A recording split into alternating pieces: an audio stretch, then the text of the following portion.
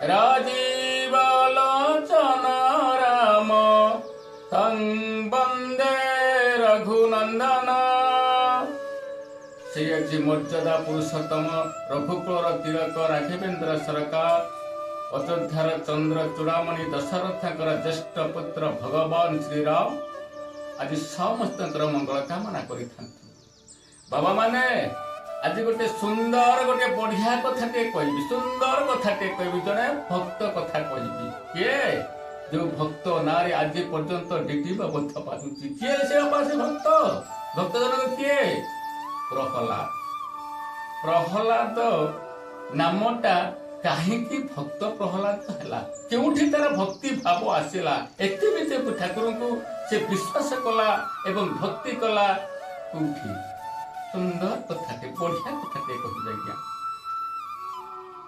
प्रहलाद से समय छोट छुआ कुनी छुआटे बयस 6-7 वर्ष होता 6-7 वर्षर प्रहलाद जिते पड़िशा घर को गला बुलवा जिते बुलवा जानते ना पिला माने जिते पड़िशा घर को गला गोटे आश्चर्यमय घटना देखला कौन बापा देखला पड़िशा घर पाखरे गोटे कुंभारुनी घरटे थाए कुंभार माने आमे जो माटी पात्र रे जो तैयारी करती हांडी आटिका ठेकी बेका कलसी कलम पिहान जो तैयारी करती कुंभार से कुंभारुनी घर को जीवा समय केमिति करती ना गोटे उहाटे थाए उहा पर कि ये माने कादुआ माटी की चकुड़ा दे सुंदर भाव में हाथ निजे हाथ तैयारी करी से ठेकी बेका कलसी हांडी आटिका ताकू टिके सुकासुकी करती से उहा पर चढ़ती चढ़ी सारा पर शह आटिका से उहा पर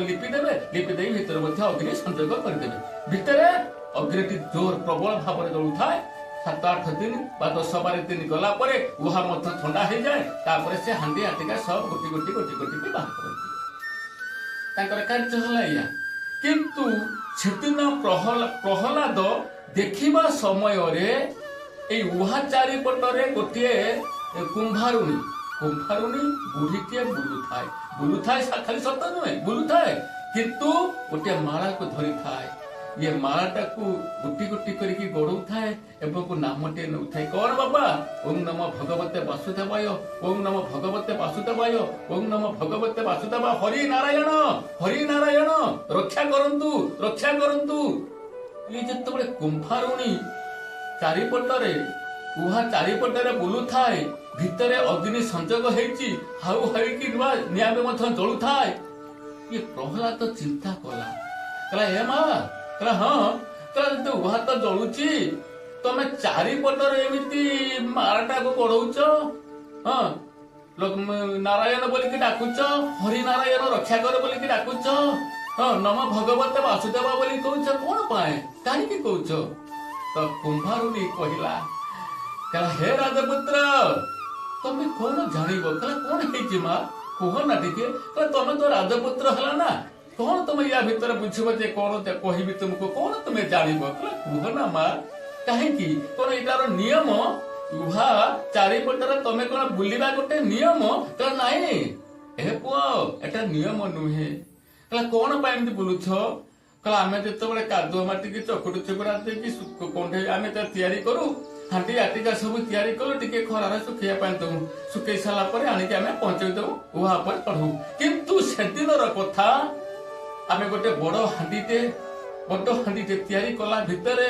सुखेइबा भितरे गोटे बिराड़ी 2टी छुआ जन्म करिथाय आमे अज्ञानत अवस्था रे किछि आमे न जानि पारी से हांडीटी कि नेकी उहा पर चढ़ाई देलु जते उहा पर चढ़ाई सारा पर ताहा पर मध हांडी सब गुडा को रही गला 100 आटिका 100 हांडी मध रहिछि कलसी रहिछि ठेकी रहिछि बेका रहिछि सब रहिछि रहिला भितर ताको हम लिपि दैछु हाँ मु तो देखुछि ना भितर अग्नि संजोग हेछि हेले किंतु सेई बिराड़ी जो हांडी रे थिला ता भितर मध रही गला अज्ञान अवस्था का हम किछि जानि पारले स्वामी स्त्री दिजना के हे पुओ मु नारायण को डाकुछि हरि नारायण को डाकुछि से रक्षा कर देबे तो एठी कहिला प्रहलाद कहला ए माँ कहला हाँ ହରି ନାରାୟଣ କଣ ୟା ଭିତରେ ରକ୍ଷା କରିଦେବେ? ଏତେ ନିଆଁ ଜଳୁଛି, ଚାରିପଟରେ ହାଉ ହାଉକି ନିଆଁ ଜଳୁଛି, ହାଣ୍ଡି ରହିଛି ଭିତରେ, କହୁଛ 10-12 ଦିନ ପରେ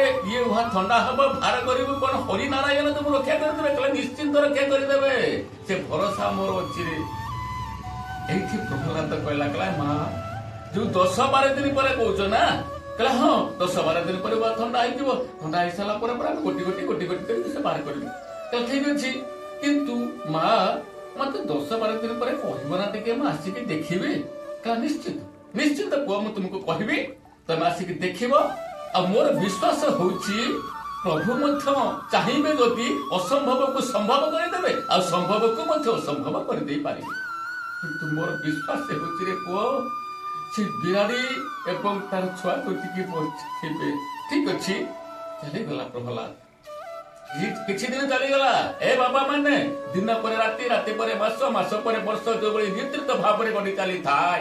କିଛି ଦିନ ଗଲା ପରେ ପ୍ରହ୍ଲାଦ କଣ କରୁଛି? ରାତି ପାହୁଛି ଗୋଟିଏ ଘାର କାଟୁଛି, ରାତି ପାହୁଛି ଗୋଟିଏ ଘାର କାଟୁଛି, ରାତି ପାହୁଛି ଗୋଟିଏ ଘାର କାଟୁଛି। ଦେଖିବା କୋଉ ଦିନ ମଧ୍ୟ 12 ଦିନ ହେଉଛି।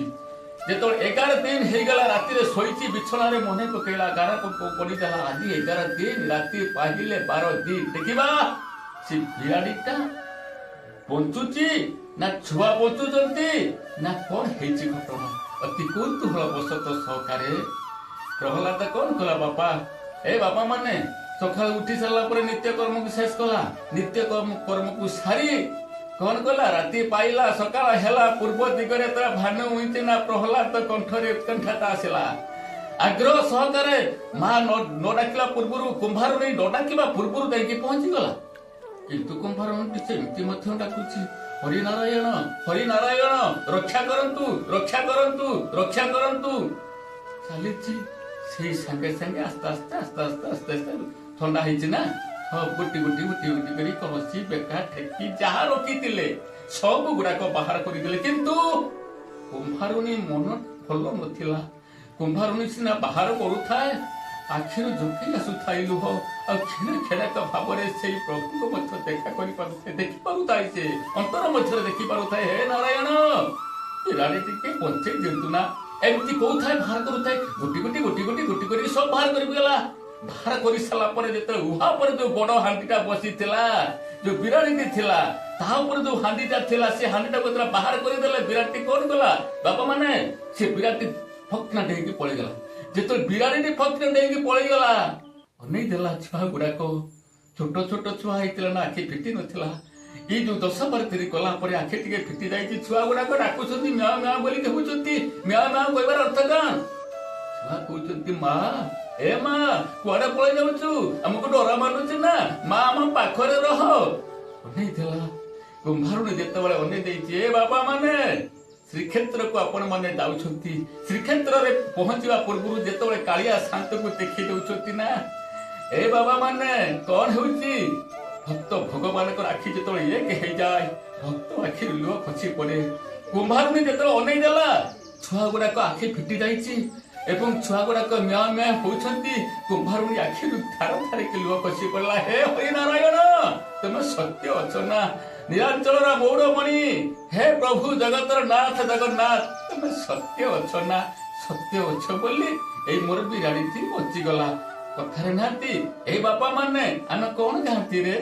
କାଳିଆ ଶାନ୍ତଙ୍କ ପାଇଁ ନିରାଞ୍ଚଳ ମୌଡ଼ମଣି, ମୋ କାଳିଆ ଧନ, ଲକ୍ଷ୍ମୀ ଶାନ୍ତାଣୀ ତୁମ ଘରଣୀ, ମୋ କାଳିଆ ଧନ, ହାତ ଗୋଡ଼ ନାହିଁ ଦାରୁ ଦେବତା, ମୋ କାଳିଆ ଧନ, ଡାକିଲେ ଭକତ ନ କୁହ କଥା, ମୋ କାଳିଆ ଧନ, ଭକତ ଡାକକୁ ଶୁଣିବା ପାଇଁ, ମୋ କାଳିଆ ଧନ, ରହିଛ ଠାକୁରେ ଖେରା ବୁଲାଇ, ମୋ କାଳିଆ ଧନ, ଓଡ଼ିଆ ପୁଅର ସା ଭରସା, ମୋ କାଳିଆ ଧନ, ଦିନୁ ହେଲା ନପୁରେ ଆଶା, ମୋ କାଳିଆ ଧନ।